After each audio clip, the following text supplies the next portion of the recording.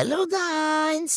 ఏంటి చూస్తున్నారు? ఈరోజు మా మమ్మీ నాకు మంచిగా పూలదండేసి దేవతలాగా రెడీ చేసిందని చూస్తున్నారా? యాక్చువల్‌గా మ్యాటర్ ఏంటంటే మా వాళ్ళు కాశీ ఎళ్ళొచ్చాం. కాశీ యాత్ర అయిపోగానే ఇలా మాలాంటి కాలభైరవులకి ఇలా 9 వడలు గానీ, 11 వడలు గానీ చేసి ఇంట్లోనే చేసి మెడలో వేసి పూజ చేసుకోవాలనే ఒక ఆచారం ఉందంట.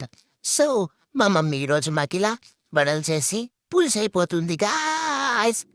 మ్యాటర్ ఏంటంటే ఎలాగో నేను ఇంట్లోనే ఉంటా గాబట్టి, మా అక్క కిందకెళ్ళి సోని గాడిని పిలుచుకురాడానికెళ్ళింది.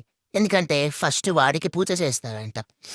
ఏంటి న్యాయం? సరేలేండి, నేనెలాగో ఇంట్లోనే పడుంటా గదా! వీడికి పూజ చేద్దాం ఫస్ట్ అని చెప్పి మా అక్క పిలుచుకురాడానికెళ్లారు. రారా రేయ్ సోని రా, ఇంక ఆడుకుంది చాలురా. ఫస్ట్ ప్రయారిటీ నీకే చూసావా? రావమ్మ మహాలక్ష్మి రావమ్మ. రేయ్ రారా రేయ్, నేను చేయించుకోవాలి పూజ నెక్స్ట్. పూజ చేసుకోమంటే ఆ ఏంటి ఆడుకుంటున్నాడు.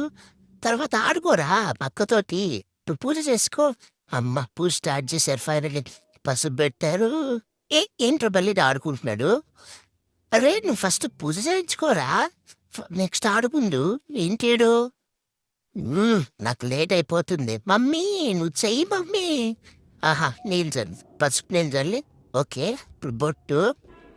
ఓహో పసుపు. ఆ తర్వాత ఏంటమ్మా? ఓ కుంకుమ, పసుపు కుంకుమ బొట్లా.